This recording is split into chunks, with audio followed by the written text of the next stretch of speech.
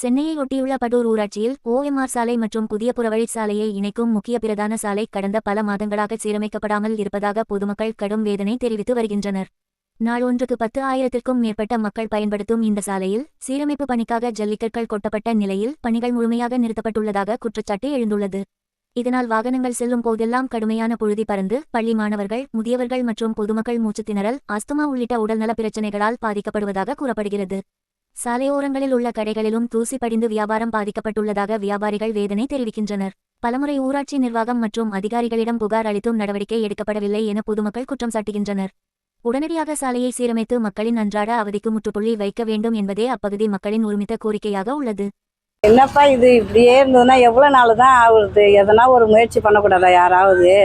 யாருமே முயற்சி பண்ணாமல் இருந்தால் எப்படி அது?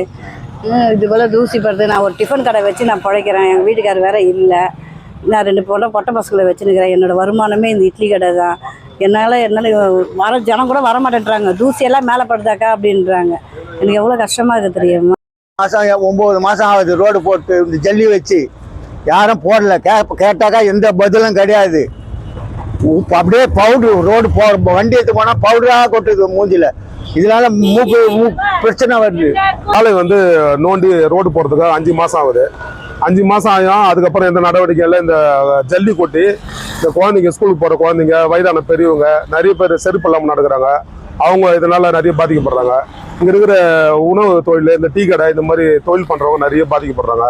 இதை பற்றி ஊராட்சி மன்றத்துக்கிட்ட கேட்டால் எந்த பதிலும் இல்லை. 5 மாதம் ஆகுது. இப்போ நிறைய பேர் ஆஸ்மா பேஷண்ட் இருக்காங்க. நிறைய பேர் வயசானவங்க, அந்த ஏரி வேலைக்கு போகிறவங்களாம் கால் முடியாமல் நிறைய வாட்டி கீழே வந்துருக்காங்க. அந்த வாகனத்தில் பைக்கில் போகிறதுனால அவங்களுக்கு நிறைய பிரச்சனை வருது. இதெல்லாம் ஊராட்சி மன்ற தலைவர்கிட்ட எத்தனை வாட்டி கேட்டாலும் அவங்ககிட்ட எந்த சரியான பதிலும் இல்லை.